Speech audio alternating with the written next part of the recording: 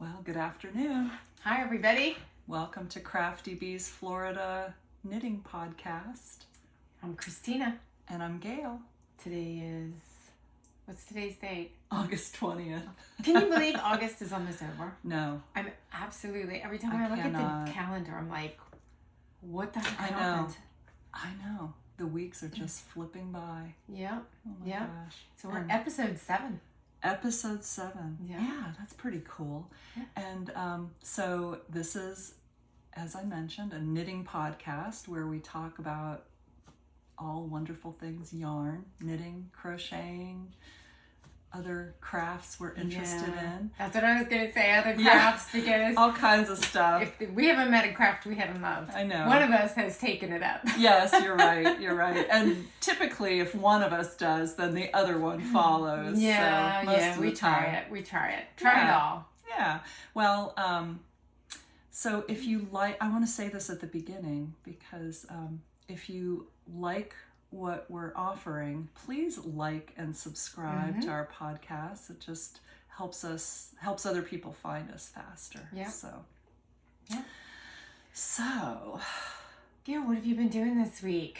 Okay, first you have to tell me, what's with all the blue tape on your door? God. I'm like, is it painter's tape? It's painter's tape. Okay, it doesn't matter. It does not matter what kind of tape it is.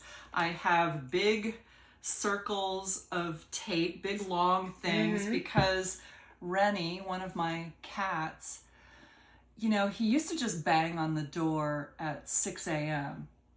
And I was okay with that. He wants to, the 3 cats that are siblings, if I just leave the bedroom door open, the 3 of them are in there, playing around all night. So I keep the door shut, but Rennie bangs on the door. He was banging on the door at 6 a.m. and he just wants to come in, get up into bed, cuddle a little bit, and then he goes to sleep, and I get to sleep for another half hour, an hour.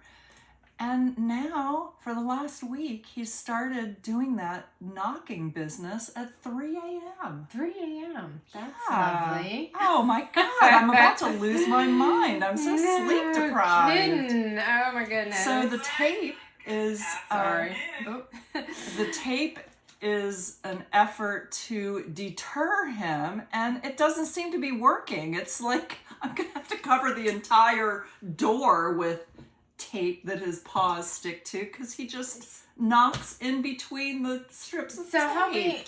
How does a cat make that much knocking on a door? Aren't their paws pretty soft, or? Well, you would think, but he just really bangs away. It's unbelievable. Oh my goodness. It's unbelievable. Yeah. Well, maybe you should just let him in. Well, do you know what I do to mine? I do, but I'd rather not be woken up at 3 a.m. That's I think when I'm getting my deepest sleep. Yeah, that's true. That's true. I was up at 3 too. You were? Yeah. That's Why? because that's when the dogs need to go out. Oh my God. Really? It wasn't always that way, but now that they're older and on medication, it seems like 3 a.m. Everybody's up. We just wander outside and take a look around, see who's doing what. Oh my God. I know, That's right? exhausting. I just feel exhausted. In fact, I feel like a hot mess today. I put on a new mascara, and I keep my mascaras for way longer than I'm supposed to, I know, because by the time they stop being clumpy and starts being really nice, right, it's like, I think it should be when I'm getting rid of it. So I have a I clumpy keep mascara. Mine forever. You do? I do. Until I run out. And it doesn't matter if it's 2 years or 5 years, I will just keep it. Well, that's of course, good. you know what? Nikki, my daughter, she does those false eyelashes, that they put on at the salon. You have to go every 3 weeks for. Yeah, but she doesn't have to put on any mascara. I know. I'm like, And I don't think you have to get the really long ones. No. You could do something else. True, but then that's so much maintenance. I agree. I can't even manage to go for a pedicure. Right. I was just gonna say, I don't get many pedis. My hair. A lot of people do. My hair is hard enough. Oh, your hair looks great, by the way. Oh, thank you. It's really good. She tried something new. I'm on the edge of whether I like it or not. I didn't like the color at first. I hated it at first, but it's toned down. It looks really nice. To being much nicer. So yeah, I really so I'm like not. it. I'm not displeased. I was really angry at first. I almost called her and said, "You got to redo it," but I didn't. I'm terrible about complaining. I just won't. I don't like the confrontation. You're a very nice person. No, I'm just chicken. My sister used to always stick up for me if I ever got in any confrontation in school. My sister would come around, she'd beat somebody's butt for me. I never had to do anything. So, you know. Well, you need to take her to the hair salon. I do. Sit here in case I need you to intercede. That's right. For me, Hey, please. Sin, will you please tell my stylist she's going to do better? I don't know if that'll work, but we'll try it.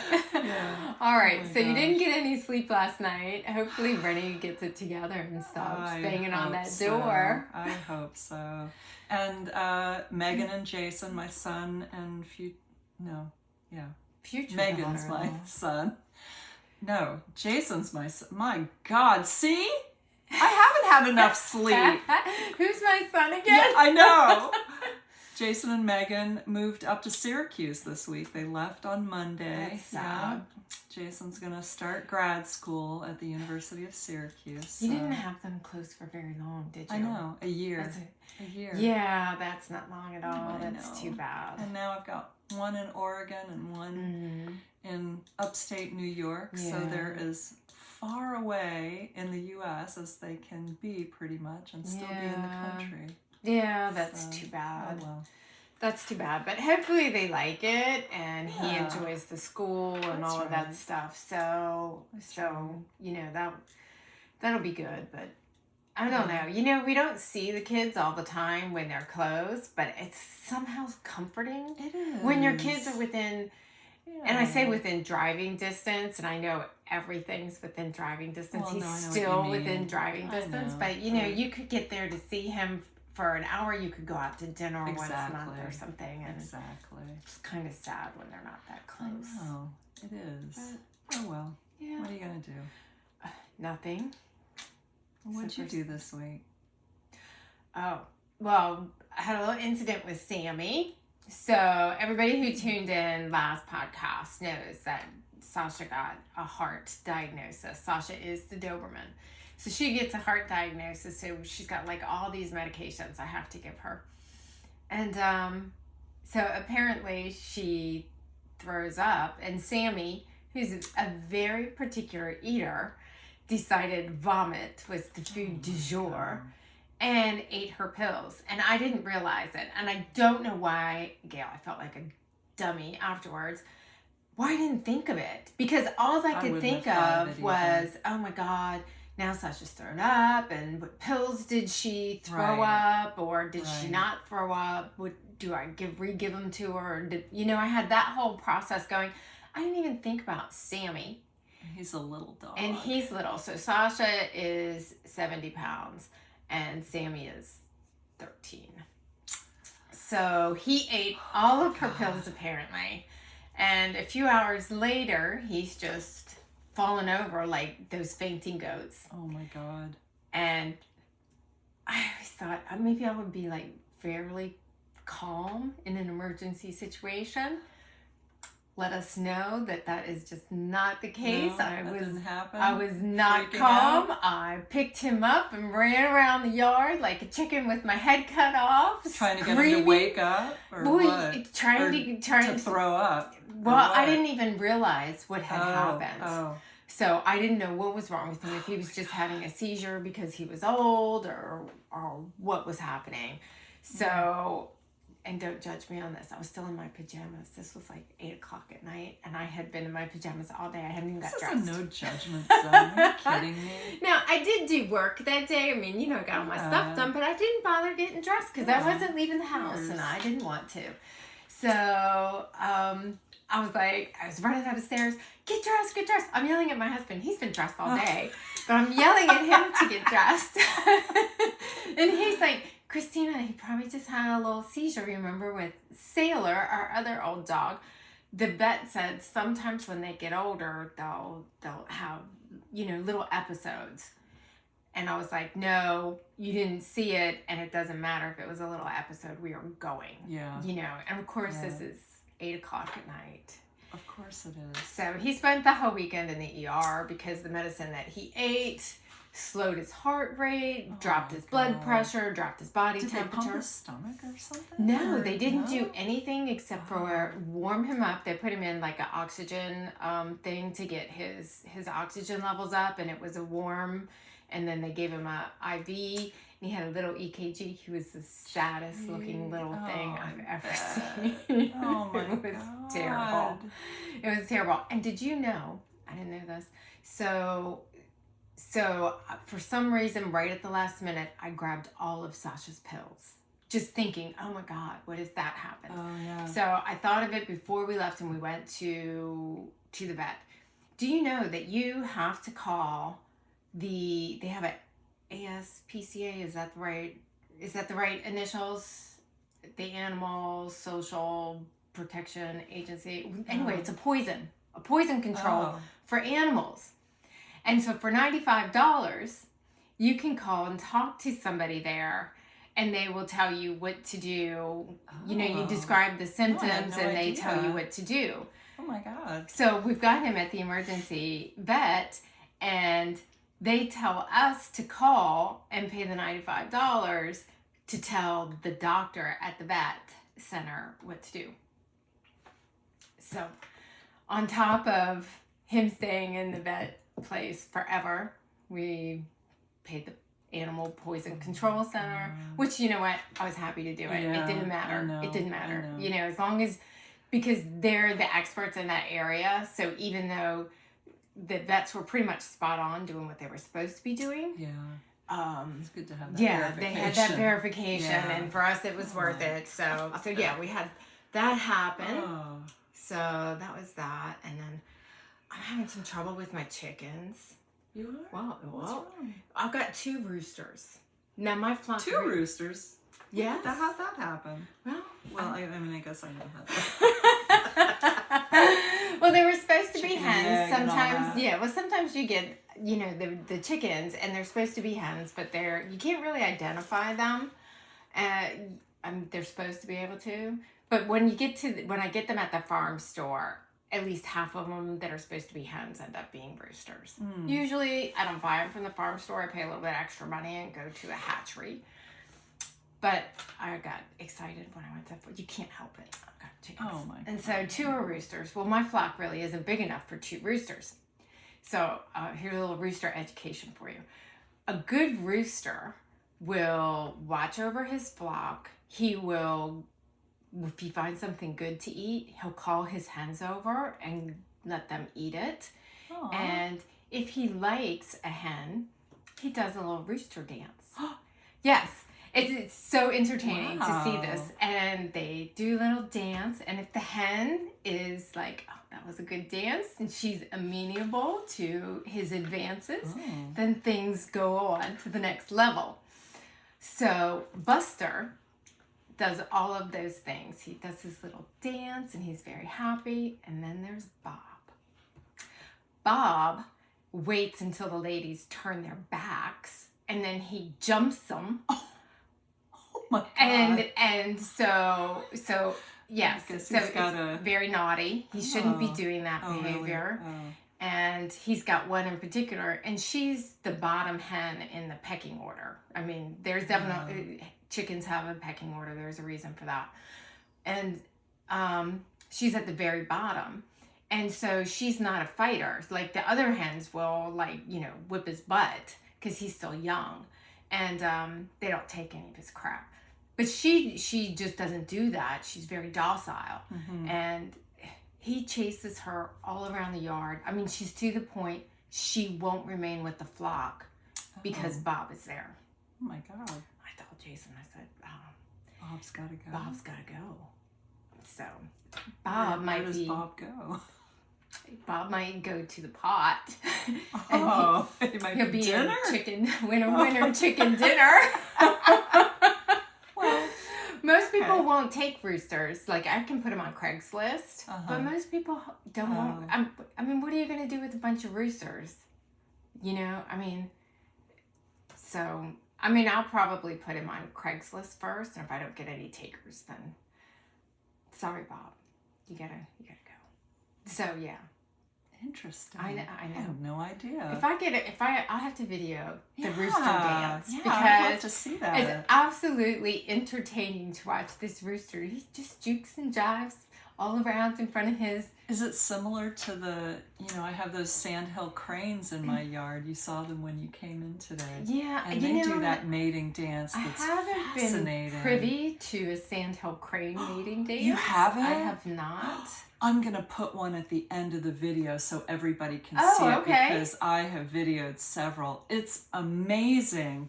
They kind of size each other up and kind of prance around a little bit, and then they pick up whatever's on the ground, a stick, some moss. They pick something up and they throw it into the air. And then they put their feather, their wingspan is huge. Right. So they put their wings out and dance around, and really, it's beautiful. I'm going to put a video. Okay, so all right. Well, we'll do see. sandhill crane mating dances this There you time, go. and maybe next time we'll get chicken mating dances. Yeah, there you go. We'll keep going. This podcast is going off the rails. I was going to say, you thought it was about knitting. Not even. No. Knitting and beekeeping, no. Oh, Wild man. Kingdom. I know, right? Maybe we should talk gosh. about knitting. Do you Oh, think? maybe. A little bit. What are you wearing? Let's talk about that first. This is the sea silk tunic, and I'll have to look up who it's by in just a second. So it's got this fancy little edge here, which I really like. The yarn is Essence of Autumn, and the colorway is Bee Pollen, and this is their silky line. So it's a silk and linen, which is lovely for here. Can I touch it? Of course. Oh yeah, it's really it's softer than most of the silk and linen I have. Yeah, let me see if I can find the pattern real quick, and I'll tell you who it's by. Let's see. I've got it in here. View pattern.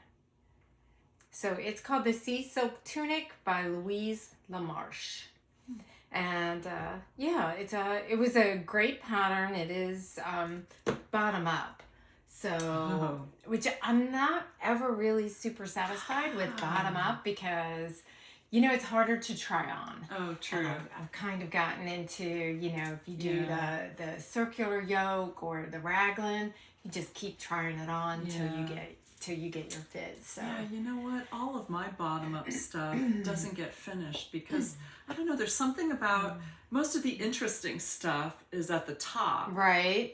So it's so exciting and it's so fun to get through, and it's smaller, right? And exactly. So then when you get down, I don't know. It seems easier to get through to me when I'm starting at the bottom, and it's so many stitches. Yeah.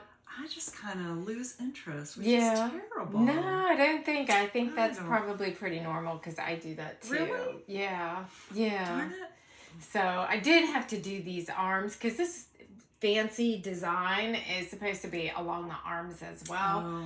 And so I was doing that and I messed it up, and I had to, I redid it like 3 times, and finally I was like, I can't keep taking it out because the yarn was kind of fraying and getting fuzzy. So I was like, it's fine, just leave it. Yeah. So that's what I went with. Yeah, sometimes you just reach that point. Yeah, it was okay. Yeah.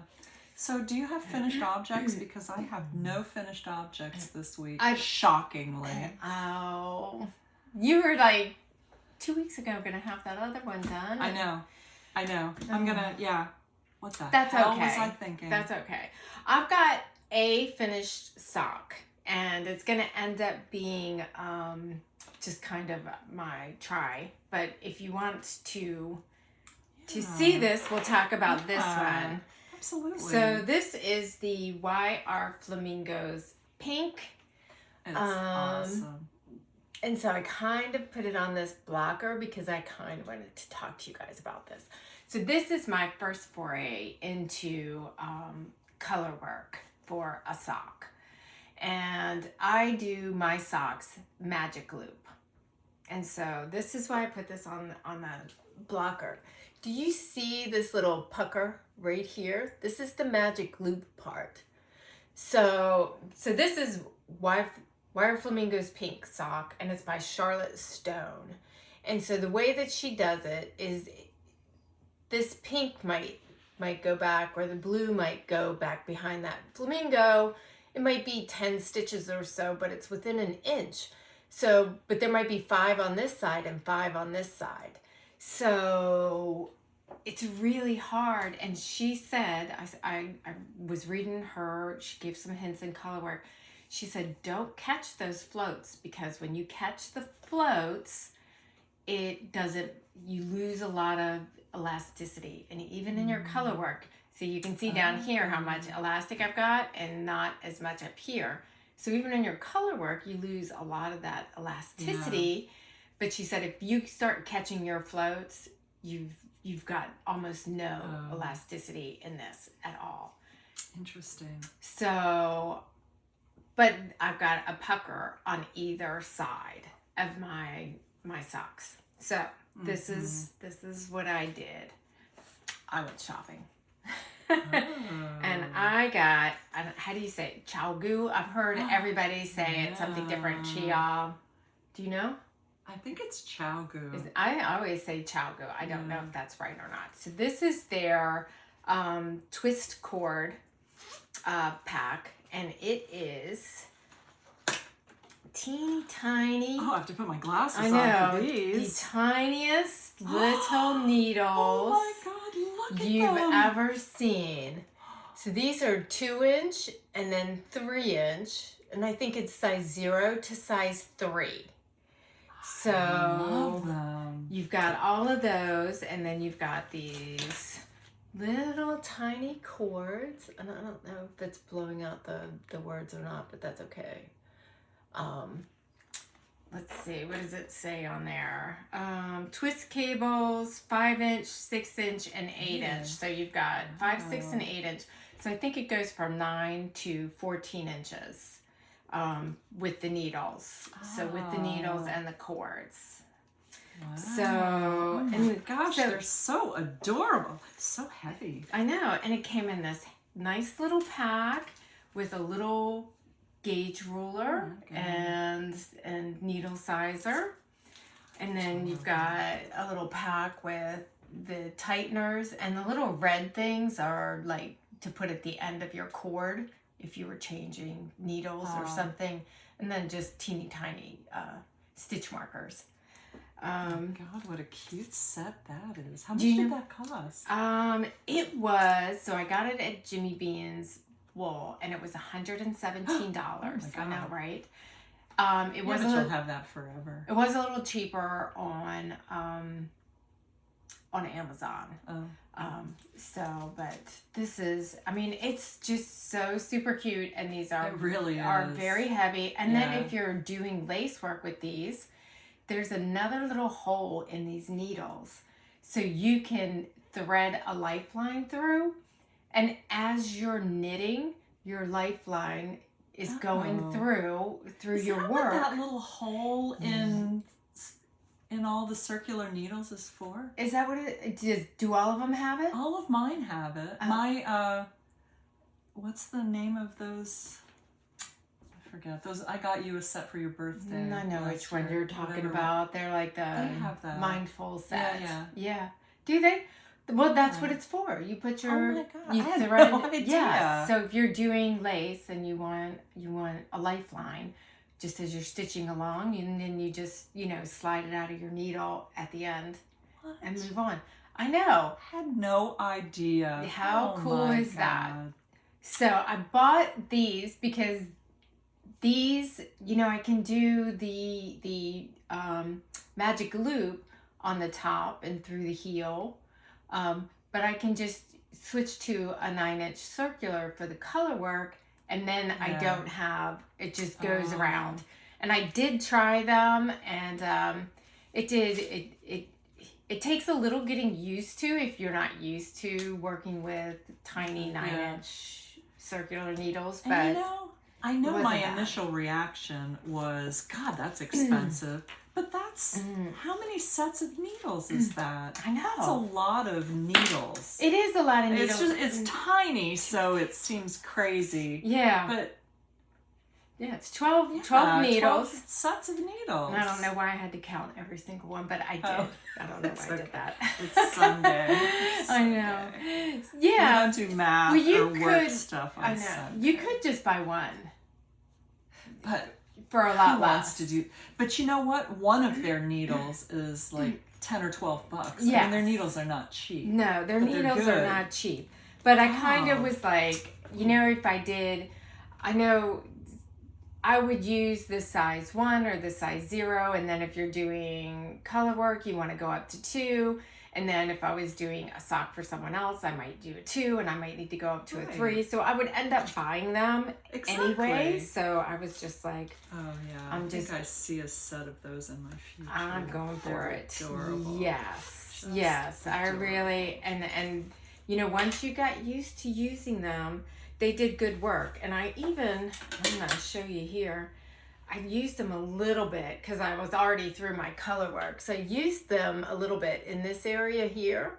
So you can kind of see with the stitch definition, it is the same as with my with the magic glue. Yeah. So I was pleased.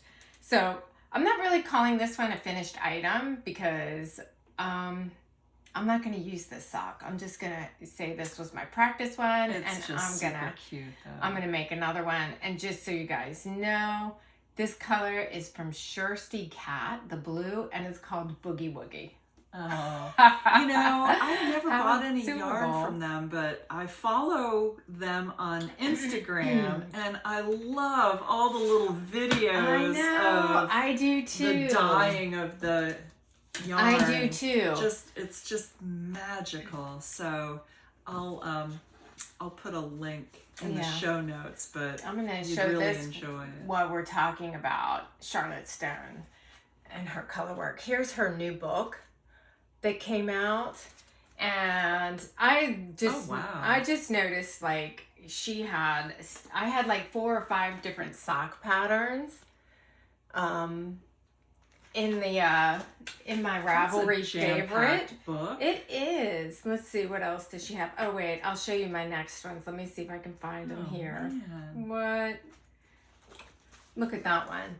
It's the chicken and the egg. Careful to not show the picture. I know, that's what I'm trying to just kind of get over and get the picture there. So cute. She has so many, 25 different patterns in here. Oh my gosh. Let's look at this one. Super cute. Blown out a little bit. That is, that's a good value for the money. All those different patterns in one book? Yeah, 25 sock patterns.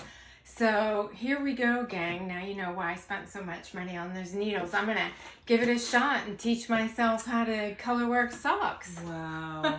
Such an inspiration. And me, who still hasn't finished my You've got a lot of stuff going on. I do have a lot of stuff going on. Shall I show Yes, them? please do. So my super ambitious project that I thought I could get done in 2 weeks. Here we are 4 weeks later. I am making some progress though. I love it when my little yarn cozies start to get a little loose because that tells me I'm getting towards the end of it. Perfect. But this is the Night Shift shawl by Andrea Beautiful. Mowry. It is turning out really nicely. Goodness. Can I hold one side? Yeah. Okay. So it's getting there. That's beautiful. Yeah. I love those colors. I'm really happy with the way it's turning out. Wow. That's really nice. It's a really fun knit too, because it's just basically knitting and slipping stitches. That's the whole thing. And you know, this yarn from Fiber Optic Yarns is what it's what makes the changes in the color, because I'm using 2 different, I explained this in the last time, but I'll just explain it one more time.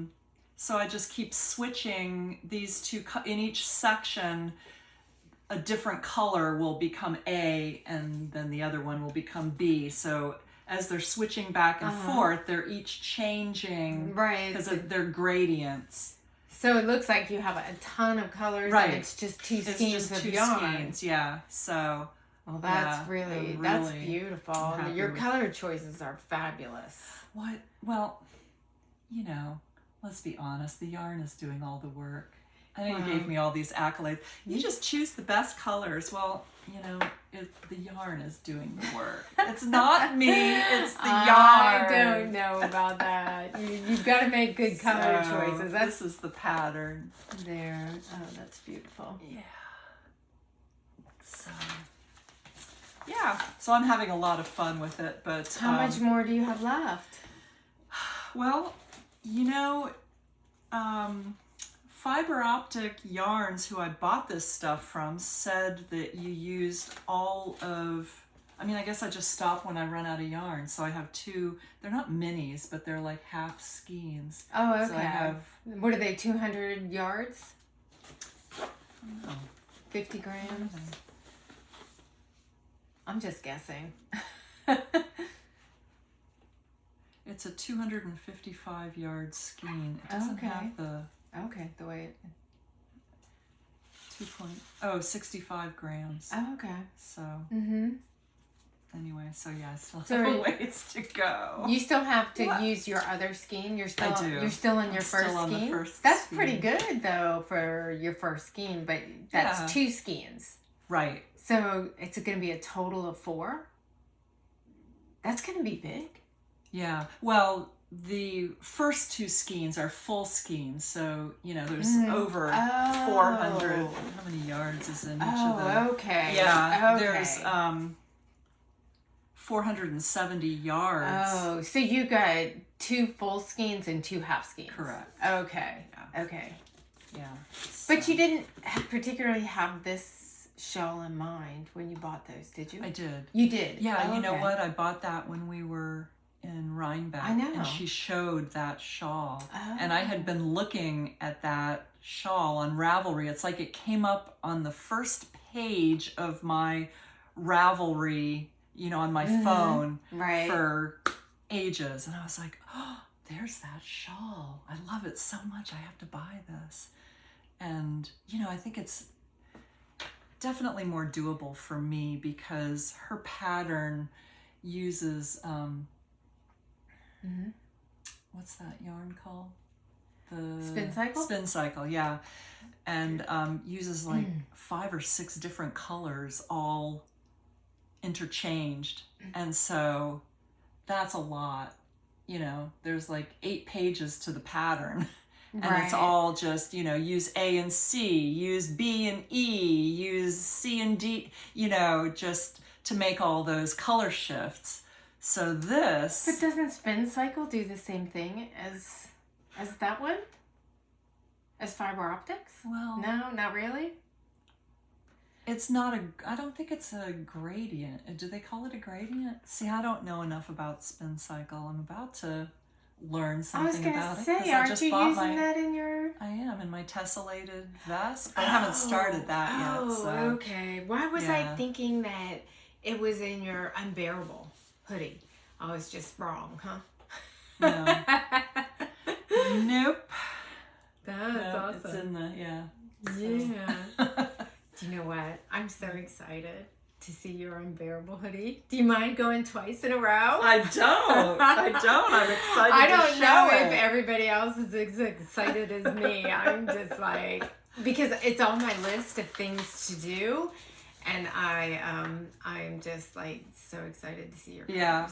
Okay. Well, so for anybody who hasn't been watching for the last few weeks, this is the pattern that I'm working on right now.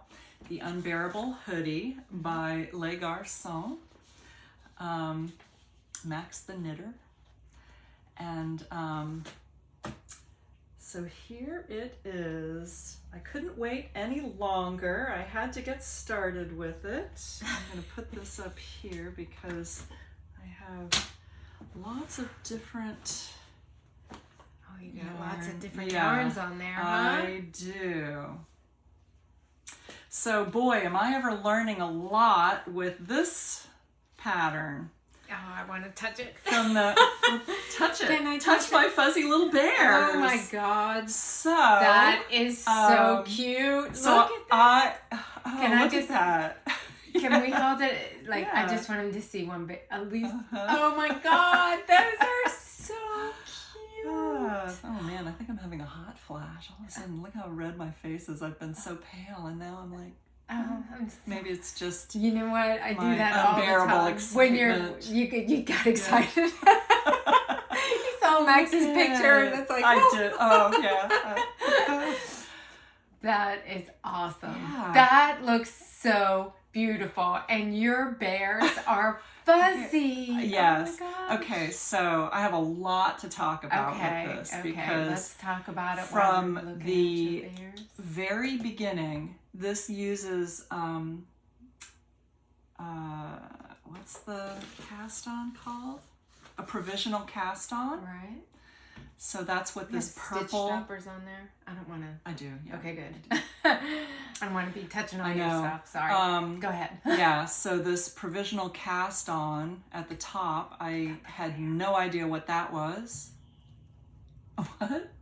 Just showing everybody. Oh yeah, they do look. You know, I've been looking at them so up close that they are so I haven't cute. really been seeing them like That's this. They are turning out Oh God, really cute. I have to make one. I'm sorry. Now Go look ahead. at the hats. Look at the hats. You said you didn't. I love Those the little hats are hats. cute. They They are are, cute. aren't Okay. I don't understand if you don't add a hat. But honestly, I'm thinking of embroidering a little flower on every hat. I love the hats so much. Do you know what? I did not like the hats, but you may have inspired me to put some hats on my bears because that's adorable. Yeah. So So- cute. Okay, I'm sorry. I Okay. got all excited. It's about your okay. bears. All right, so yes, I had never done a provisional cast on, and I found a great video from Very Pink Knits. You know, she does a lot of tutorials. Yeah, on how to do this with a crocheted chain, Oh, really? and it was super easy. nice. Yeah. I like it. Yeah, so you just crochet as many chains as the cast on calls for, plus a Okay. few extra. And then, you know how one side of a crochet chain is a V, and Right. the other side is It's like a little line, bump. like a dash. Right. She said just knit into the dashes.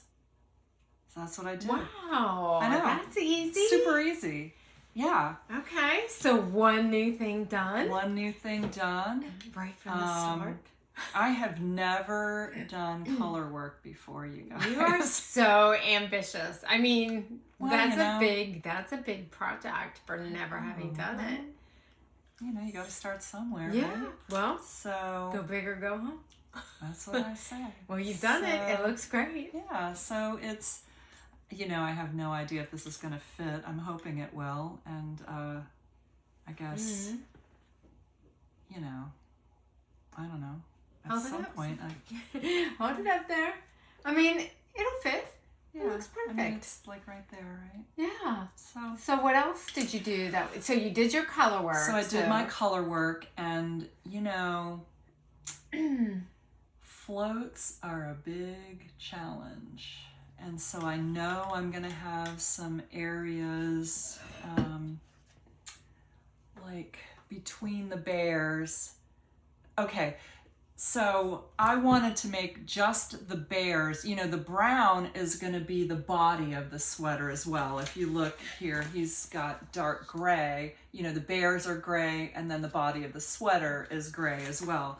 So the body of my sweater will be this brown, but because I wanted the bears themselves to be fuzzy, I added mohair.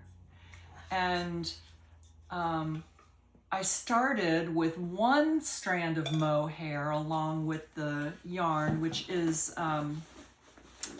this yarn is from Les Garçons. It's their BFL DK So, what color really are nice. you using? Just so in case somebody really likes it. It is Cardi's Ochre.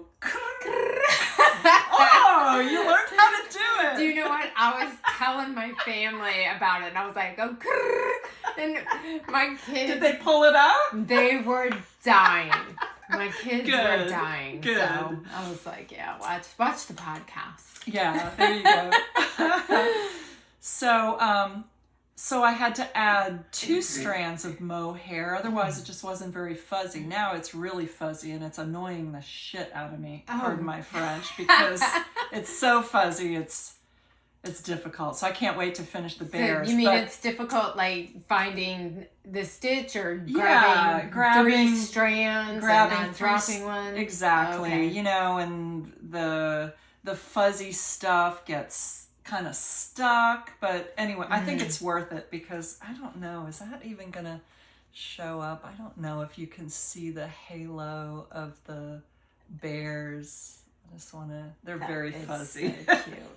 However, what I didn't really realize, I was trying so hard on my floats. You know, mohair has no give to it whatsoever. Right. That core has no stretch. So even though I was trying really hard with my floats, I mean, that's a lot of floats, and I'm a first-time floater, babies. So I've got some puckering here in between. So, however, one more thing that I've learned is, I looked on Ravelry at other people's projects who have made the UnBEARable, and they all said that they used the ladder back jacquard method of catching the floats, and I was like, I don't even know what that means. I know, right? What is that? Well, YouTube, here we come. YouTube, here we come. And there is a girl named Alexis Winslow. If you just Google her or go to her YouTube channel. Can I see this while you're chatting? She teaches how to do this ladder back jacquard, and the place where you use that is when you have a whole Do you want to see this? Do you section. want to show this side? Yeah, well, I want to show this side first. Okay. You know, when there's a big section like this, like your bear head, like the bear head, or I'm not there yet, but the bear's neck or chest or whatever that is, that's like 20 stitches wide. So you have to catch it somewhere. So you have to catch it. Right. But if you're just doing if you're just catching it the regular way that you would behind the other. Like a little twist. Yeah. You're just twisting your yarns. There still is not a lot of elasticity, because that's what I did with these. However, with the ladder back jacquard, it's perfect for that. And you can see here, this is the top of the bear, and I'm in the process of doing the chest of the bear. And when you do this ladder back jacquard, you see the flexibility there? It looks like a knit stitch It's on the back. You know what it is? What? You add a stitch. What do you mean? So if you look at, you actually add a stitch to the back every 5 stitches, and then you catch it in a purl stitch, so it's completely invisible from the front, but it gives you that flexibility. You see that? Because it's an extra stitch in the back, it gives you the flexibility that you don't have in a typical float. It's really cool. How much extra time does that take? It's not that bad. On the setup row for it, where you have to add the stitch, of course that adds a little time because you're having to, you do a left leaning increase.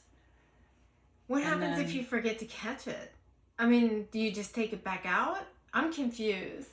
Do you take it back out when you go back around? Is that what happens?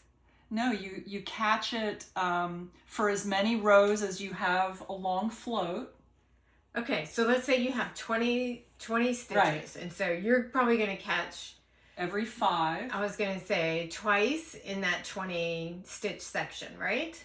3 times. Okay. Yeah, I caught these 3 times, and there's like basically 20 stitches. So I caught it every 5, and then at the ends. Okay, so you go 5 stitches in, and then what?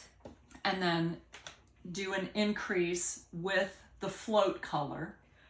Okay, so you go all the way around on the first row where you're starting this, and then every row you basically you have to, she's very specific, and she explains it very well in her video.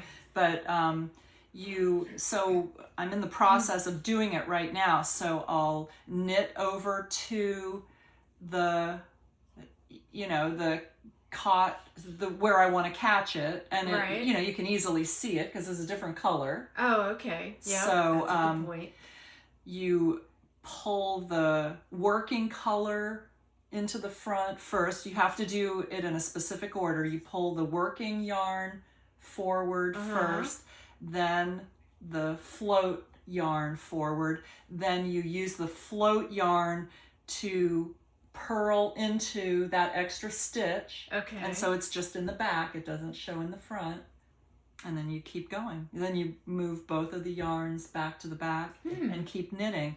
And then at the end, when you don't have the long floats anymore, you just knit the 2 stitches together and it goes away. It's so awesome. It really has made such a difference to the look of That sounds amazing. Yeah, it really is. And I'm gonna give it a shot when I do mine. Yeah, you should, because it seems complicated, but if you just follow her video, she has it all laid out, and she's such a good teacher. What was her name again? Her name is Alexis Winslow. I'm gonna put a link in the show notes so everybody can find it. Yeah. But I think it's really made a big difference. That's and I'm really cool. sorry that that's gonna black out. It's gonna be good. All right. It's gonna get close. Even if it's not perfect, it's gonna get close. And you're doing such a nice job. I mean, I wouldn't look at that and say you've never done color work before. Really? Yeah, but you were English. You were an English thrower, and then you taught yourself continental. Yes. So this is probably like old home. You're like, I get to do both. I know, because it's easy for me to hold a yarn, a strand in a color in each hand, and do one continental and one English style. You were born for color work. Yeah, right. Yeah, so I'm happy with that. Oh, it's so funny. See, I have not looked at it in this way. Are you thrilled with them now that you've seen them on there? I am. They are so cute. And now I can't wait to get finished with the color work, and the rest should go pretty quickly because it's DK. Right. So, right. Yeah, well, I mean, it's going to be so much fun to do the flowers. Yeah. And see them come to life. I think sometimes that's the most exciting part about color work, is seeing these little pictures come to life, the designs. I know, because like I said, I mean, this is the first, I don't know why I didn't know how cute they are. Like, I've been looking at them like this, and I'm like, I guess they're but looking at them from a little further away, you can tell it's a bear. Everybody's gonna know it's a bear. Yeah. So there's no hiding it. And a fuzzy bear too. And a fuzzy bear. Awesome. So there you have it. Very good. Yeah. That's excellent work. I just can't believe you haven't done color work before. That looks so good. You should be very proud of yourself. I can't wait to see the rest. I know. You're an inspiration. Oh gosh. I have to do it. So I guess you were an inspiration to me because you've done several color work patterns. Yeah, but not as cute as a bear. What? Well, so adorable. Well, so adorable.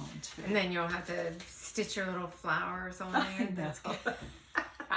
We'll see if I get around to that. Feathers. Some will have feathers. Some will have flowers. That's a cute little boy idea. bears, little girl bears. Oh, what a cute idea. Yeah. That's I love funny. it. I know. Yeah. I know. Gosh, that's great. I am pleased about that. You should be very, very happy with your results. I am. All right, are we ready for mine? Yes, This we is are. my Dingley Dell by Isabel Kramer. Making some progress boy, are you here. ever? Oh my Yeah. gosh. That's a lot of progress. Yeah. Yeah, so there we go. Yeah. Really There's the cute. back. Yeah, I'm super pleased with the color choices, and so you can see Yeah. this is where I was last time. So I've made some progress. A lot of progress. I will tell you, I started off doing size 2. My gauge was completely off. The only thing I can think, because I went back and measured my swatch gauge, and I should have gone down a needle size. So this pattern calls for this yarn in a needle size 4. I swatched with the 3, and it was still too big. And I guess I was so excited to cast on, I didn't bother to read my notes, and I just cast on with the 3. Oh. And it was going to be way too big. And I'm trying it on. Oh my God, so what are you doing? Is it a size 2 now? No, Jeez, I was doing a that's gonna take size forever. 2. I switched it down to a size 1. Oh my God. And to be honest with you, Gayle, I've been winging it a little bit on this one. Because... Wait, what do you mean? So I'll show you. If you look at Isabel Kramer's, so she cuts that V out at the color change, okay?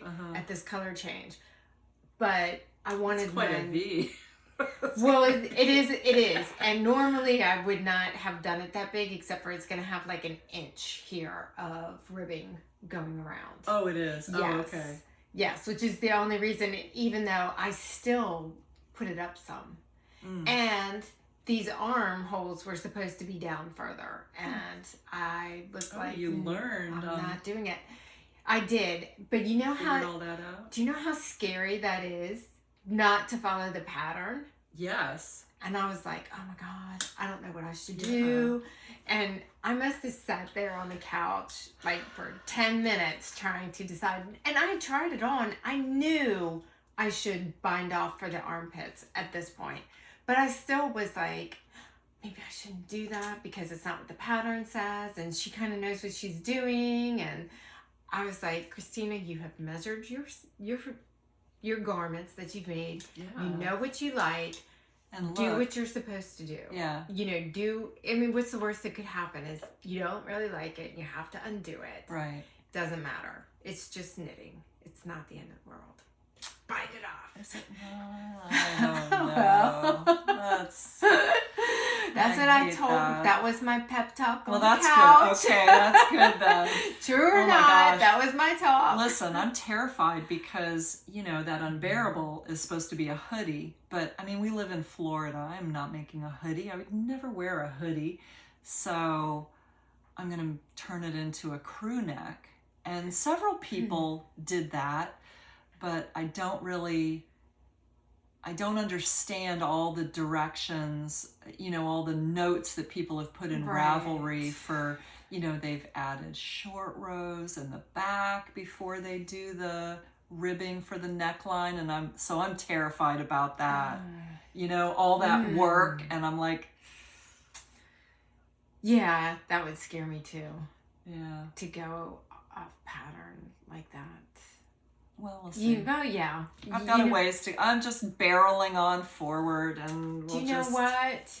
If you don't have it done by the time we go to Woolen Folk and Max is there, you can have a little chat with him. Yeah, I'll take it with me and say, Max, help me make this into a crew neck.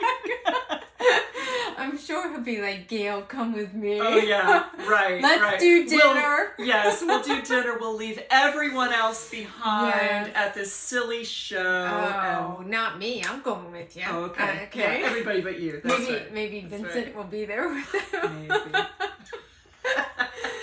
Yeah, so it is scary to go off pattern. It is. I think, you know, I listen to other knitters who have a lot more experience and they seem to make like, no big deal, just, you know, whatever. And I'm doing it this time, and it's first time, and look, you did a great job. Well, it's fitting so far when I try it on. Great. So I'm hopeful. That's the test. We'll see. We'll see. So yeah, I've got a little bit more to go. You know, I tend to not make mine as long as most of the people, and hers didn't have any waist shaping because kind of went straight down. Well, see, so you add waist shaping in a lot of your stuff. I do. So you already modify patterns, which I'm very in awe of. Well, My you goodness. know, I'm gonna say that Coconuts book. Yes. I don't know if anybody has done Coconuts you know, out there. I was going to bring that book today. We'll bring it. We'll bring it next we'll talk time about it and more talk next about time it next that time. is an awesome source. She does a lot of tailoring, and the great thing about her book, even if you don't do all of her patterns, and the only thing that I don't like is that a lot of her patterns are heavy worsted DK or bulky. Right.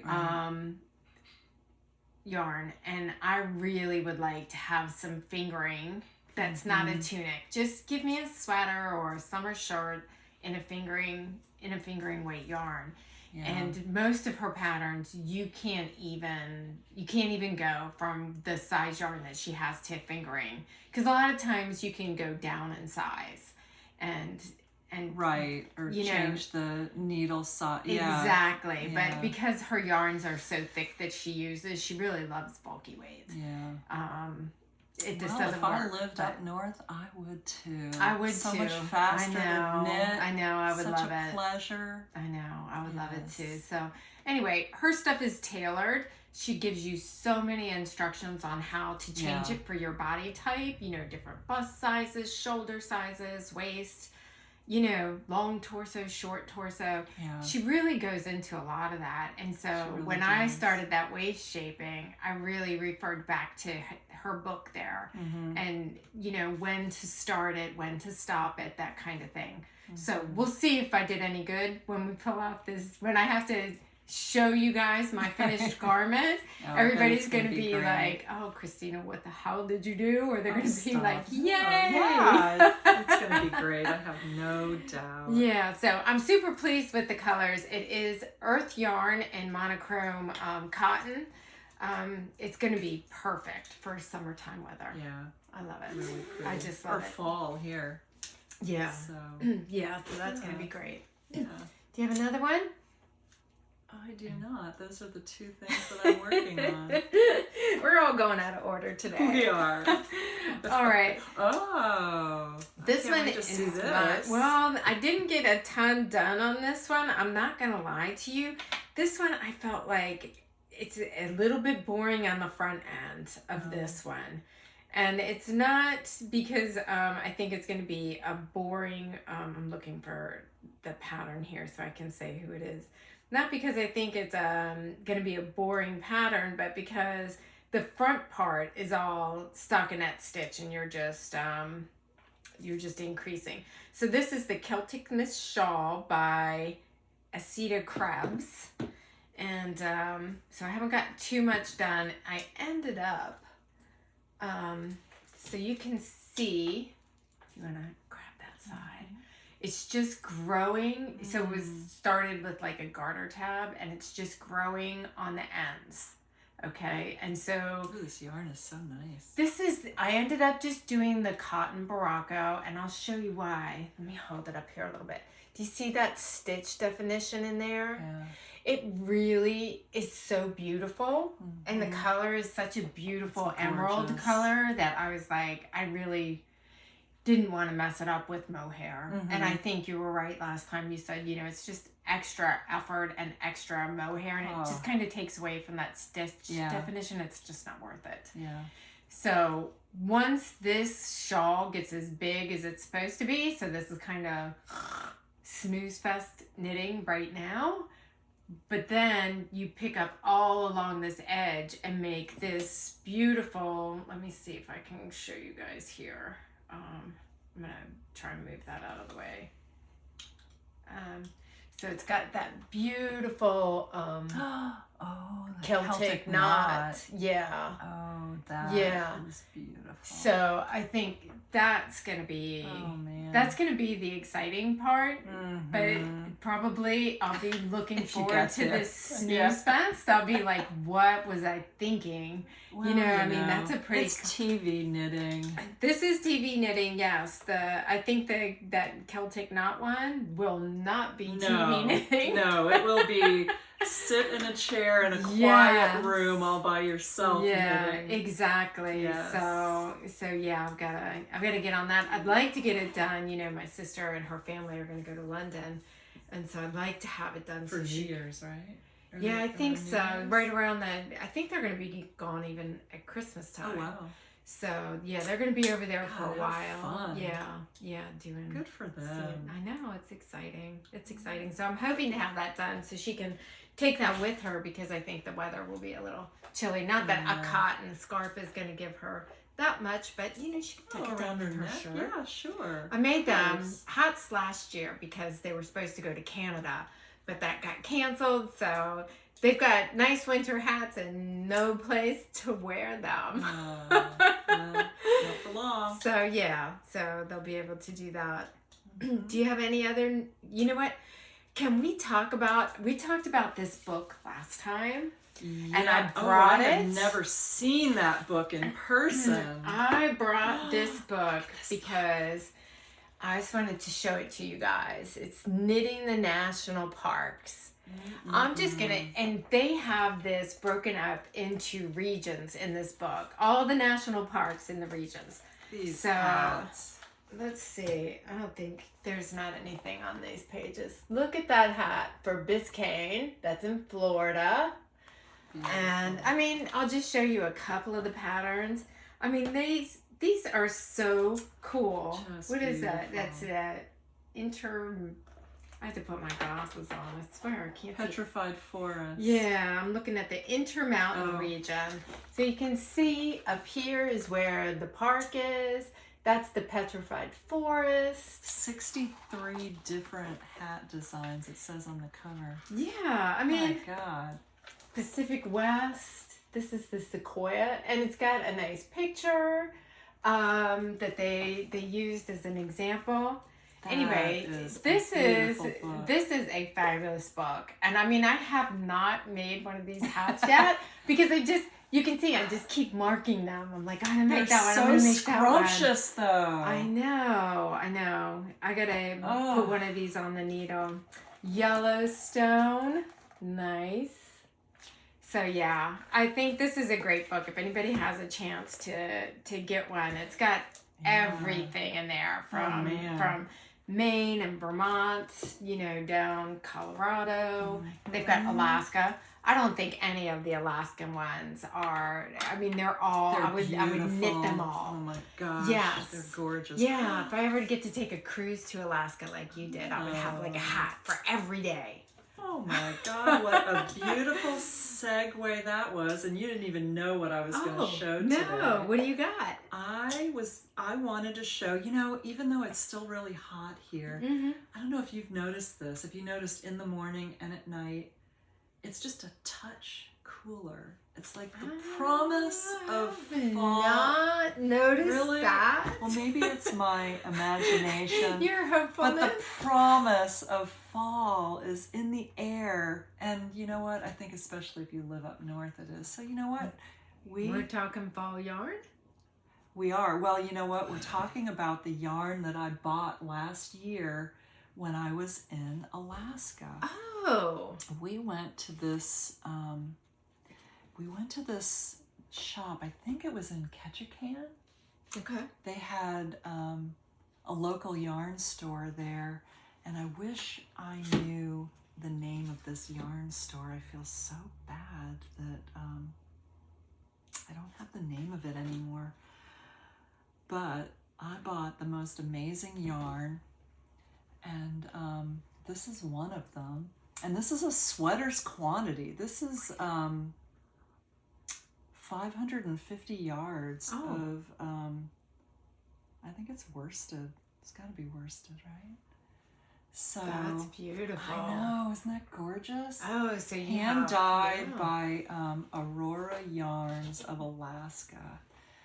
And I just couldn't resist this. I think they had I can't remember if they had a sweater that was made from this, just like a pullover. Like an inspiration. Yeah, or if the woman said to me, yeah, you could make that sweater that's up on the wall in this, but I was like, sold.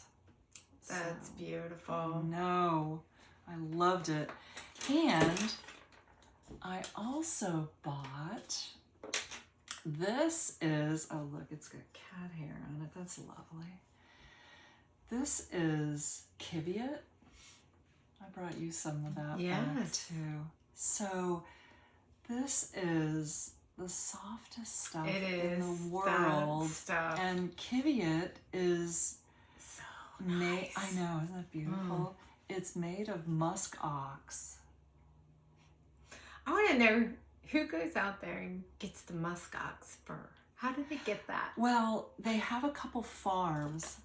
Do you want to see a picture They of a go musk out. ox? Do they go out and brush them? Come here and brush them up. I think they do. Do they really? But so they must not be too mean. It's not like a buffalo. I don't think they are. Right? I think in the wild,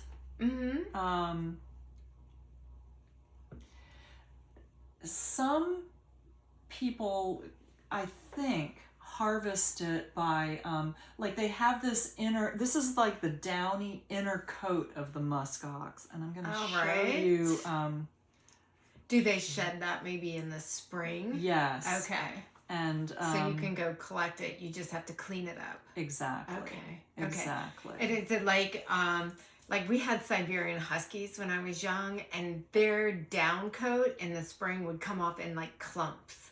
You could find clumps of hair, so that's kind of what I'm imagining with these musk ox. I mean, perhaps? look at the top of this musk ox's.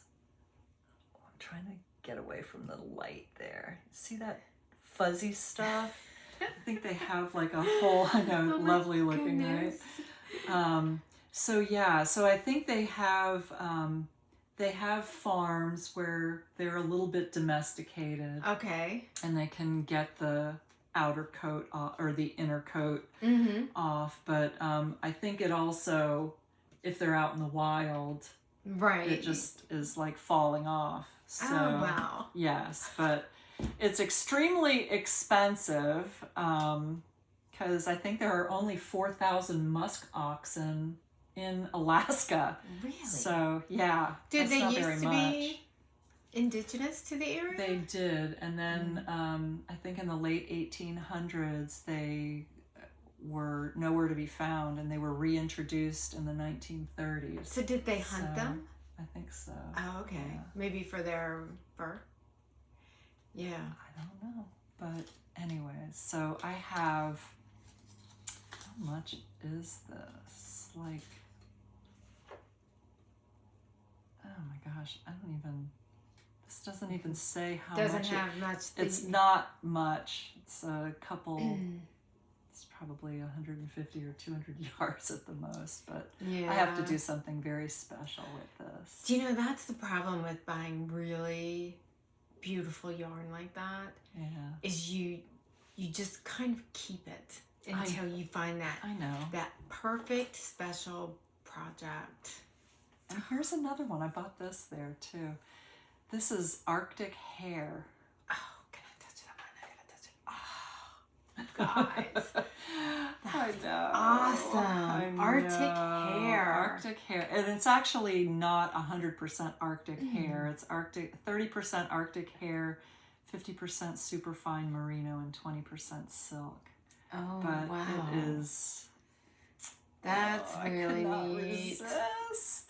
And I think this is the natural, like they didn't have any that was dyed. So this is the natural color of the Arctic Hare. And I was like, yeah, you know what? That's really cool. Yeah.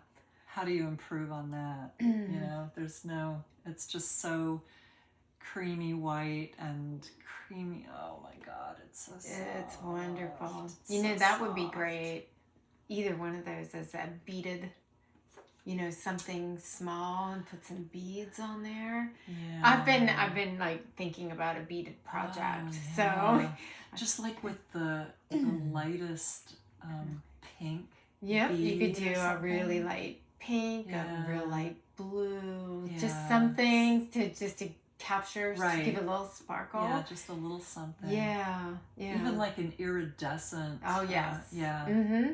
So yeah, you Yeah. know what? And I also got did I get you some of these too? Oh, I don't think so. No? How cute. Look at Little these. polymer clay at the end. I know, the cutest little knitting needles. Is that a sunflower? I have no idea what it is, but some kind of a flower, some kind of adorableness. I don't even use these kind of needles anymore, but I was powerless to resist. You know what happens when you go on vacation. Yeah, when you go on vacation. Yeah, It's like, so... what bill? Until you get home. Right. You're like, oh my gosh. And, my husband was just like, yeah, let's go in this yarn shop. Yeah, you're here. You might as well just, buy some of that. Buy some more. Aren't you going to buy some more? I'm like, it's like, you're supposed to stop me. Right. He gets very magnanimous on vacation. He's magnanimous anyway, so Yeah, I'm nearly. That's true. He's quite generous. Yeah, so on vacation you're like, yep, here we go. Here we go. Some of this. I know. But I'm not complaining because you brought me some too. Oh, And yeah, if you'd have told me you were going to show yours today, because I've been setting mine aside for expensive yarn day. That should be one podcast. Oh, yeah, you're right. Like just That's those true. yarns that are like a super just great thing that you do for yourself. Yeah, a splurge. It's your splurge yarn. Yeah. And Well, we like can do I that said, next time. I'm sure I can dig up some more. We just sit it there and wait for the perfect project. And just look. We used to have to do your mine. Italian yarn. Is it Italian? Spain? Oh, Spanish. Yes, I know. I still haven't done anything with that. I have to. Well, I really need to do something with it. So many projects, so little time. I Right? know. Yes. You know what? Let me show the yarn that I got, and then we can go to bees if you want. Yeah. Well, I just have Do you have something else? a couple other little projects that Oh, I okay. found that I want to Okay. show. But yes, what have you got in there? I've got some stuff. So Ooh. I think I mentioned last time that Thirsty Cat had a sale. And I also have just watched them. I love to watch them dye I do this too. stuff. It's crazy. I always think it's magic. like, this is not going to look good. And they pull it out and it looks fabulous. So I they know. had a sale and I picked these up for like a third of the price. And Really? I did. And these are, let's see, this one's called Buzz Buzz. Nice. Wow, that has Love quite it. a halo. What is this made of? I think it's just, it's nylon and wool, I think. Oh, yeah. This one's Blaze. So these are sock yarns. They're so soft, though. They are soft. Why are they so soft? And they're just And it's got some superwash nylon in there and too, doesn't it? nylon. That's what this one's really Gosh, soft as well. yeah. So Wow, yeah, that's so I nice. picked those up and they're really bright, but they're sock yarns. I'm going to use them for socks and Anything goes with socks. you know, I figured if I had a black sock, this is a great accent. And now I've got some color work to do, so these are going to work out. And she actually Yes. has a Halloween sock in there, and it's orange and black with bats. So Perfect. yes, I have a use for that one already. And this one, I just liked this one. It's called Englewood. I was like, oh, that's super Oh, cool. man, Very that's moody beautiful. and see, I'm like, I think I'm on a Halloween. I'm ready for Halloween, I think. We're all ready for fall. Yeah. And so when I got to Jimmy Bean's to get the needles, they have a new yarn, a citizen yarn is what it's called.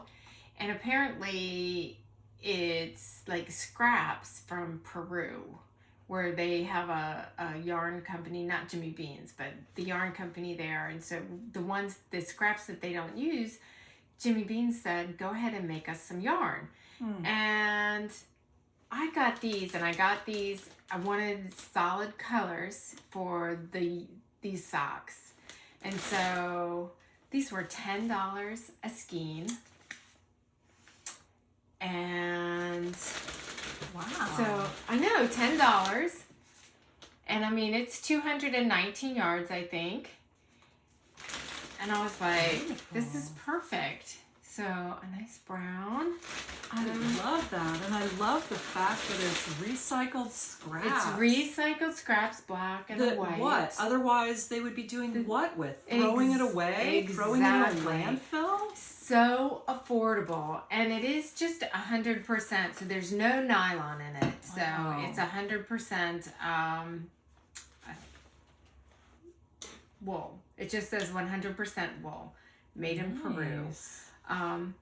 But you know what? So Yarn Citizen is the name of it, and this is the Unity fingering, and $10 a skein for 200 yards. I was like, I gotta get some. You can't. I mean, that's a good deal. Yards? 219 or so, I think. Oh. Yeah. Yeah, so I tried to get kind of more. No, it's 419. Is it? Yards. Did I totally lie? Yeah, I was Thank like, you. how could this be fingering and be? Yeah. You're right. I don't know why I said 2. 419. Sorry, guys. Keep me straight, Gayle. I don't know what I would do without her. So yeah, that's a lot. more of a bargain. Yes. Yeah. I thought it was too big to just be a couple hundred yards. I don't know what I would do without you. I'm tell everybody wrong. So yeah, so these are gonna go in my color work socks, and hopefully you'll see them in action soon. $10 a skein, my friends. Well, I know. You could do. Speaking of color work, I'm kind of. Are you on a rampage now? You've tried it, and you're like, I'm not going back. So, I found this on Expression Fiber Arts. I get their emails. Right. And this is actually a crocheted sweater. It's mosaic crochet, and I just love this. It just reminds me of that mosaic crochet blanket that it's the same idea. Right. And the one that you were doing out of Red Heart yarn? Yes. Yeah. I mean, it's beautiful. It's just a stunning thing. Yeah. So yeah, that's gonna look great. I know. And that's crochet. That's crochet. And who is that by? This is by Sandra Gutierrez of Nomad Stitches. So. And what size yarn is it? Is it fingering or? I think it's sport weight. Oh, okay. Oh no, sport weight or fingering held double with mohair. So. All right. Yeah. 9 colors divided into 9 colors, or however many you wish to use. Did you look in Ravelry? Cool. Did you see what other people were doing on Ravelry? I always like to look on Ravelry to get color. Yeah, ideas. I didn't look on Ravelry. Because it's a future knit, so as you get closer, you're right. probably I will. Figure Yeah. that out. Yeah. Yeah. That I have a makes lot of fingering yarn, like single skeins. Right. So I'm kind of in the mindset now of, let's just use what I have here. Did any of you ever do this? In the past, I don't do it so much anymore. I'm more into buying sweater quantities or, enough to do a particular project. But I used to just see something I liked and I'd buy 1 skein or 2 skeins. It's like not enough to do anything with. It's like, right. What the hell? Right. What was I thinking? So, I have a lot of single skeins that are pretty yarns, but I have no idea what to do with them. So a nice color work pattern like that is perfect. Right. Right, and that leads me into the other pattern that I just found, which is called the Horizon Pullover by Pip and Pin Collective.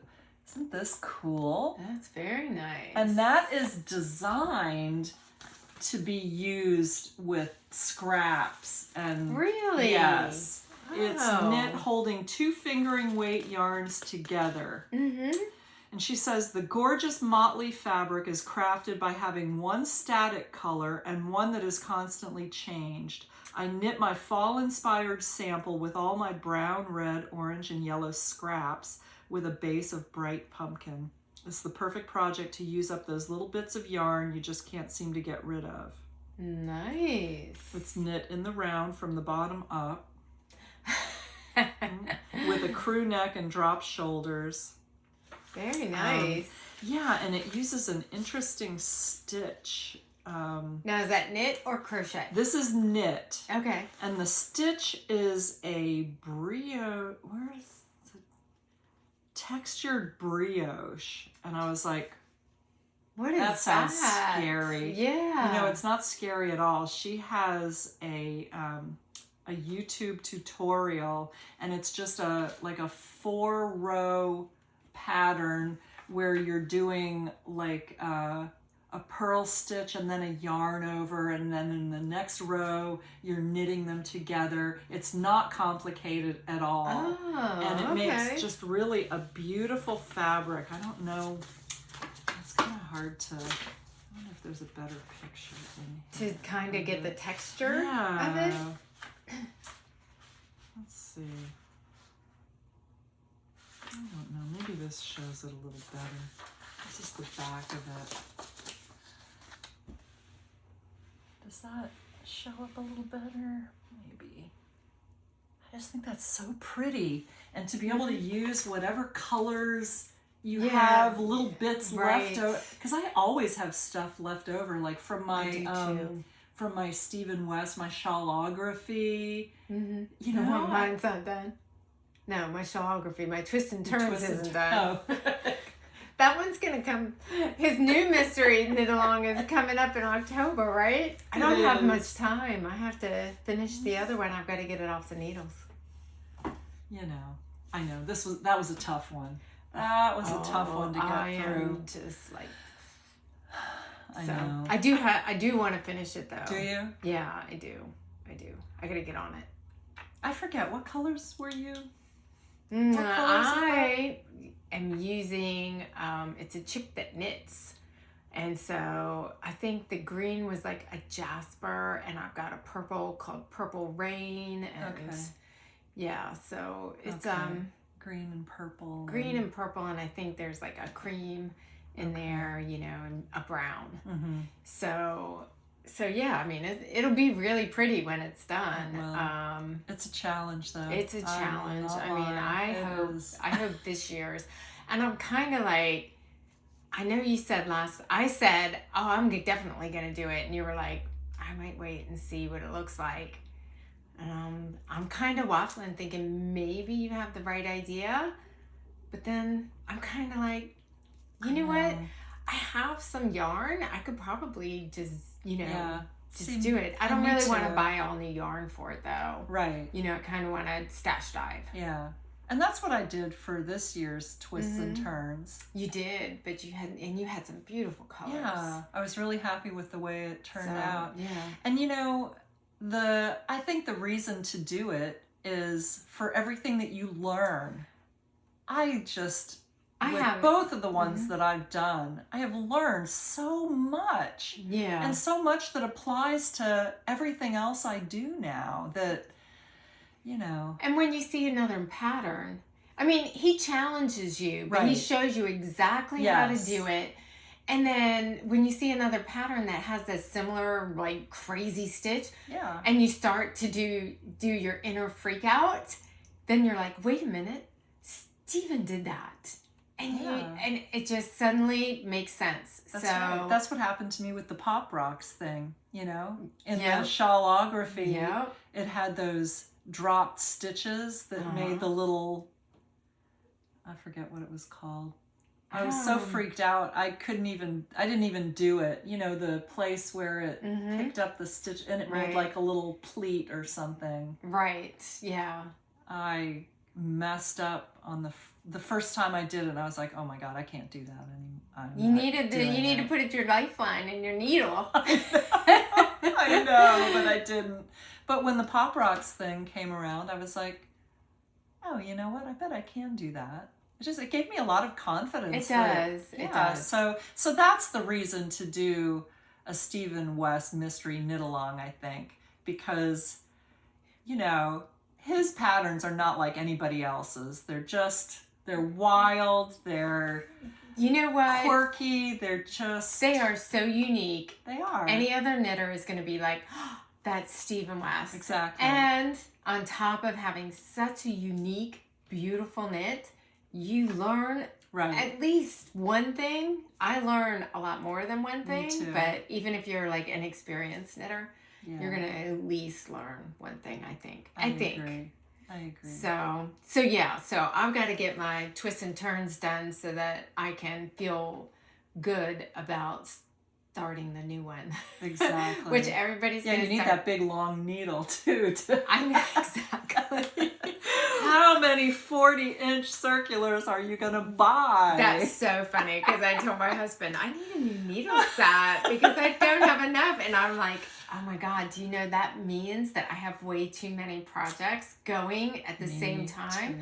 Because I don't know about you, I tend to use the same needle sizes. Yes, probably everybody does. Yeah. You know? Yeah. I mean, otherwise you'd be doing one project fingering, another one DK or worsted or And bulky. I suppose that's what we should do. But all my 4, 5, and 6 needles in 2 sets gone. Are all... That's right. I've got a Christmas list started. So that's funny. I know. Isn't that funny? Do you know we have not? Do you have anything else knitting? Do not. No, I don't either. But we need to announce our winner for our. We do. I think. Did you write it down? Because I know we talked about it. Yes. Oh, you were so thorough. That's what I was just. I was looking up. Oh, I forgot though. I wasn't even going to say anything. Yeah. Okay. So. Right. Oh, I don't know. Was I supposed to be reading that? Let me put on my glasses. Yes. That's exactly right. All right. That's so exactly what we agreed to. Remember, and you know, my kids left me a new table and chairs in here, so I've set the yarn aside for the moment. I don't know where. We set it way aside. We set it way aside. Yeah, I don't know what I see it.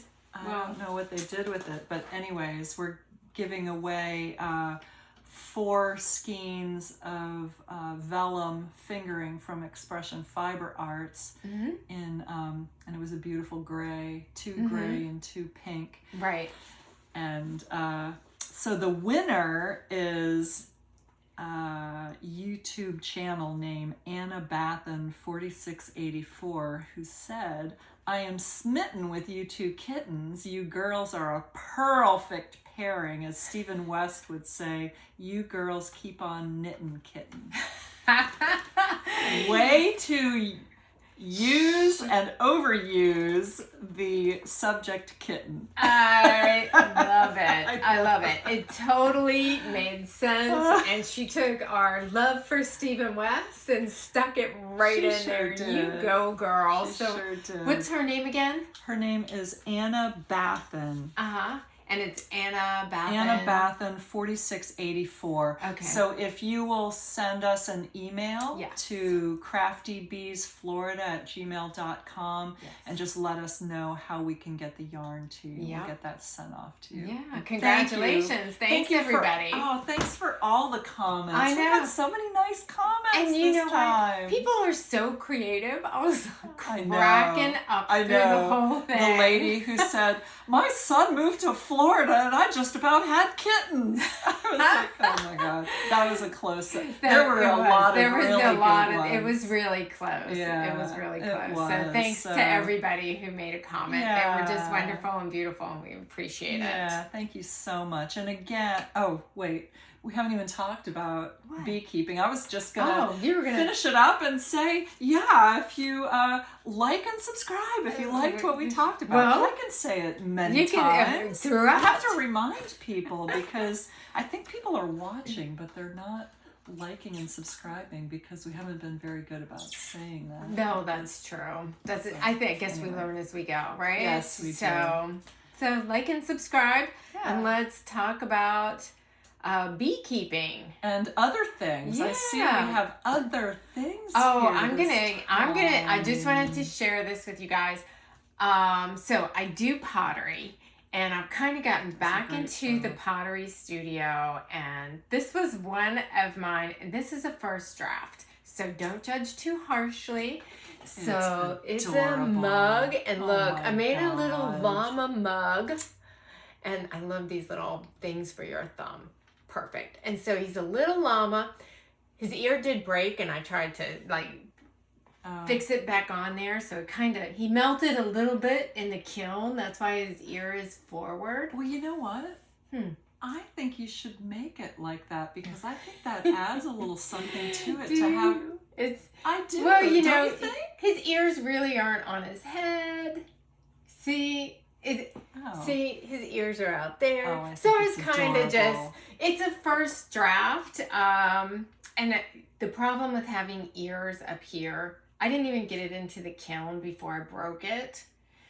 Oh. So it would break pretty easily. So I need to move them down just a little bit and have them on the cup. Even if they peek over the top, that's fine, but not so much that I it would see. break off. Oh But, my God. yeah. How cute. So I did the though. little llama, and I did a little pig. Let's see if we can get him in there. How Oh my cute did God. he turn out? Now, the Super pink on cute. him, he was supposed to be pink, and I think it was Think Pink or something along those lines. When I fire these, this goes up to like 2,400 degrees. Wow. And so sometimes the colors will come out. If it's, a really light color, it just burns the color away. So It's still pink though, isn't it?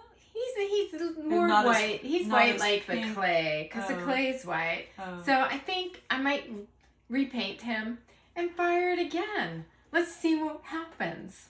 Super cute. Oh my gosh, you're so. And so you do that on the pottery wheel? Is I make the mug on the pottery wheel, and then I add the handles, and I do the little sculpture or whatever I decide to do to it. Sometimes gosh. nothing, sometimes something. Adorable.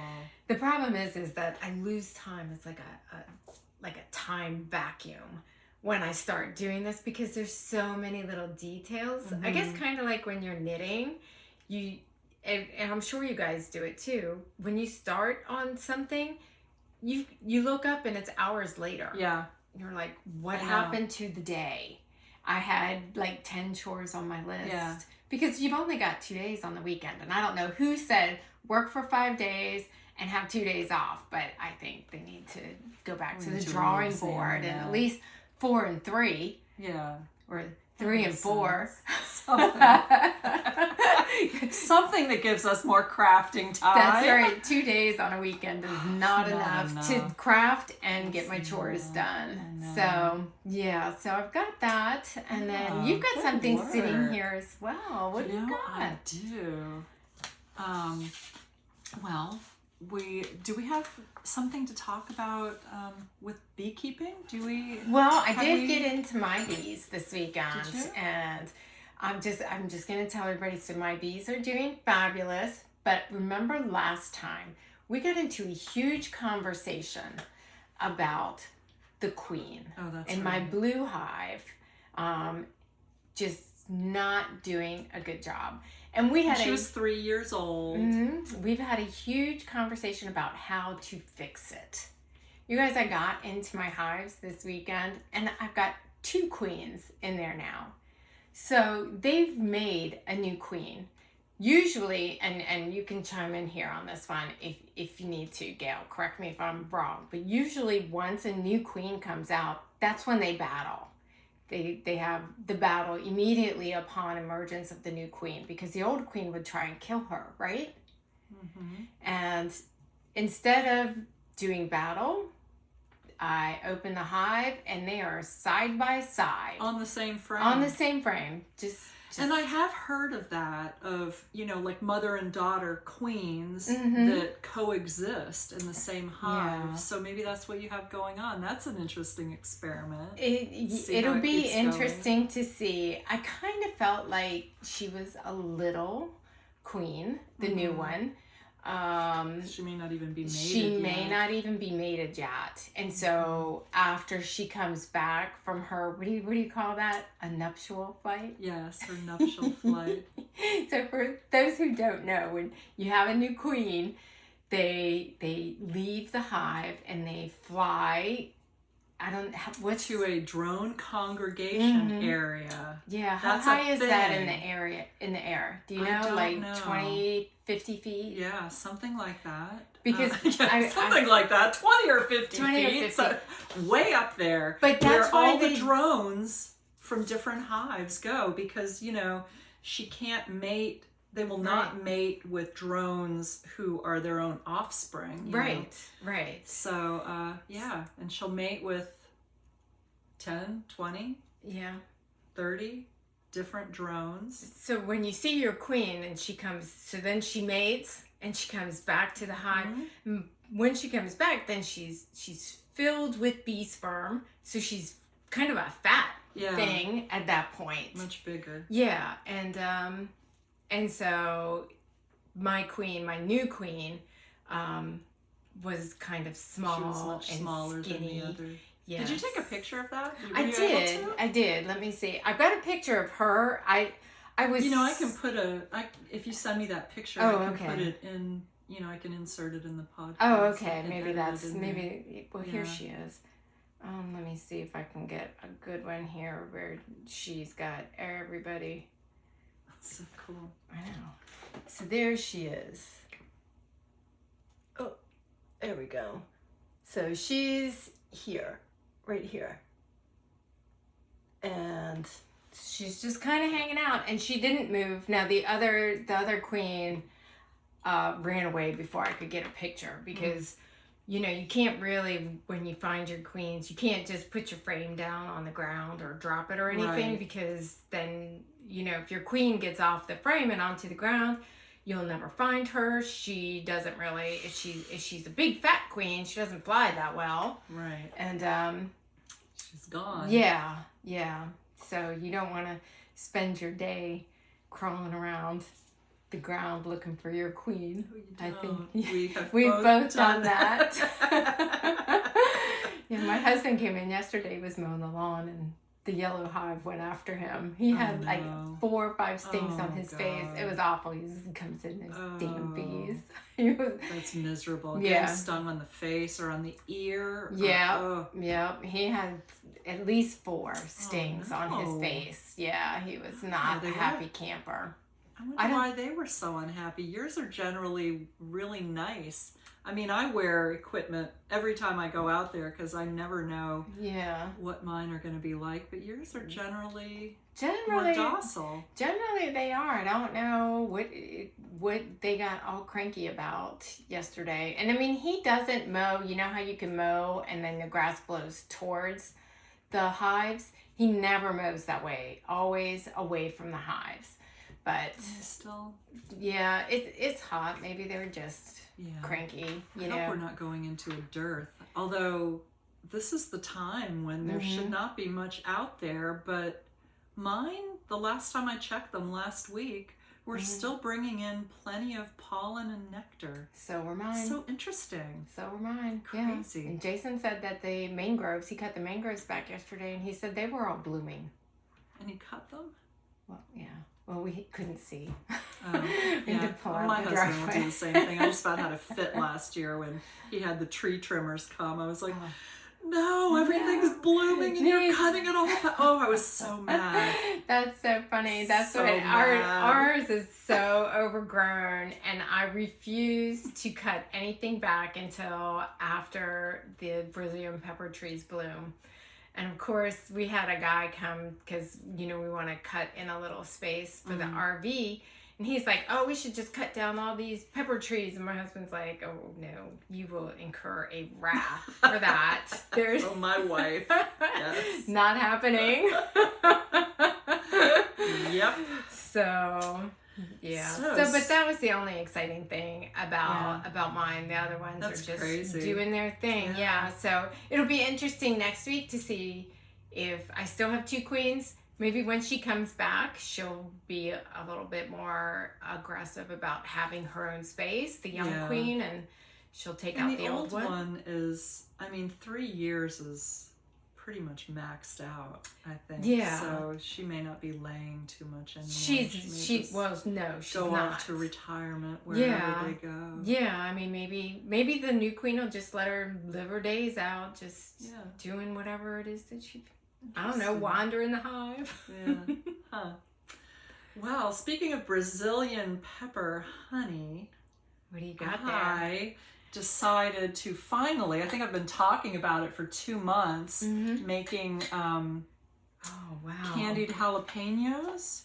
Oh, yeah. And I don't think these are so much candied jalapenos as I don't want to spill it out. I know, but it's more hot honey, because I had these jalapenos on my garden and they had turned red, and I've heard that when they're red they're hotter. So I didn't want to just totally fill it, but I tasted this, and all this is honey with chopped jalapenos in it and just heated to a boil and then cooled, and it's quite delicious. But it's yes, taste it. Oh, I'd and love don't to. taste. Thank you. Don't just take tiny bit. Don't take one of the jalapenos. Just a little bit at a time.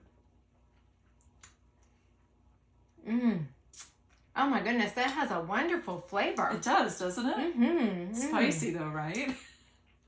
No? Not to you? It's not spicy to me. It's well, not? you know, it comes a little burn afterwards, doesn't it? You just get that a little, you get that nice little burn. Okay, well maybe I was eating it while it was too hot. That's I was yummy. Good, it's right? delicious. Good, because I think it's probably too hot for me. So is that for me? That is for you. Thank you. I think it's a delicious condiment, and that is that's wonderful. That is the last of look my at the color Brazilian of that, you guys. pepper honey from Is last it? year. Yeah, You can see her. I wish there was a way to hold it up, but I think it'll spill. Yeah. So yeah, that's your last of your Brazilian pepper tree, honey. Go on, huh? You give a lot of yours away. I hoard mine. I'm like a hoarder. Well, I just got another 4.5 gallons, so I know that's a lot. That's well, like I'm 50 or 60 pounds more. I know, right? If I don't start giving it away, I'm gonna be overrun. I'm gonna look in mine next weekend, and I'm hoping they're gonna be ready to harvest, because I'd like to harvest them before the Brazilian pepper tree, so that they have a clean slate. That's a good idea. Because that's the one thing with the flow hives. I can harvest spring and summer and then get a clean really nice. hive for Brazilian pepper tree. So it's not all of it, because I won't take all of their honey, because you never know what will happen. True. Yeah, they eat it too. Yeah. So So we have to make sure they have their own, and that they're happy, because we don't want them to leave us. Exactly. But yeah, so if I can have a cleaner harvest of Brazilian pepper tree honey, that's my favorite honey. And I know a lot of people don't really like it. See, it's not my favorite. Yeah. Do you like the orange blossom? No. No? That's too flowery. It's very floral. Yeah, I don't care for that. And I don't know, the Brazilian pepper just kind of, I mean, it's a little peppery. Yeah. So that's why I thought it would go really well with I think it's delicious. Yeah. It's delicious. It's got a lovely flavor to it. Good. Well, Thank enjoy. You. Yeah, thank you. What else? Anything else today? I don't know. I think we got it all. We've got it all for the time being. All right. All right. Well, everybody have a good couple weeks. Yeah. It's been so nice. Thank you so much for spending some time with us. Yes. Thank you for all the comments and everybody who's been viewing. And one more time, Like and subscribe. Like and subscribe. If you like us, we love you. All right, everybody. Well, we'll see you in a couple weeks. Yep. Happy knitting. Yep. And happy beekeeping. Bye-bye.